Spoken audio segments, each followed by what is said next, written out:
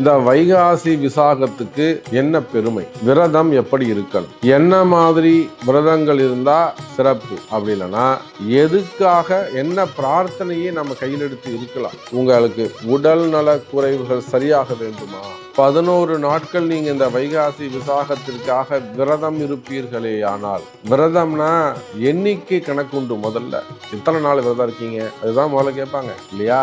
விரதம்னா என்ன சொல்ல, நீங்க காத்தால எழுந்து தூங்கி எழுந்து தலை குளிச்சுட்டு காத்தால இருந்து விரதம் இருக்கீங்கன்னு சொன்னா அது உபவாசம் தானே தவிர விரதமா மாறாது. விரதம் என்பது கடைபிடிக்க வேண்டும், ஒரு 11 நாளாவது கடைபிடிக்கணும். அப்போ விரதம்னா என்ன, காலம்பரை எழுந்துக்கணும், தலை குளிக்கணும், சுவாமியை நினைச்சு வீட்டுல முதல்ல விளக்கேற்றி வச்சு, வீட்டுல நீங்க எந்த சாமிக்காக விரதம் இருக்கீங்களோ அந்த சாமிக்கு ஒரு பூ வச்சு, புஷ்பத்தை வச்சு, தாம்பூலம் வச்சு, தூபம் தீபம் நிவேத்தியம் நமஸ்காரம், இதுக்கு வீட்டுல பூஜையை முடிச்சுட்டு தான் நீங்க ஆலயத்துக்கு போகணும்.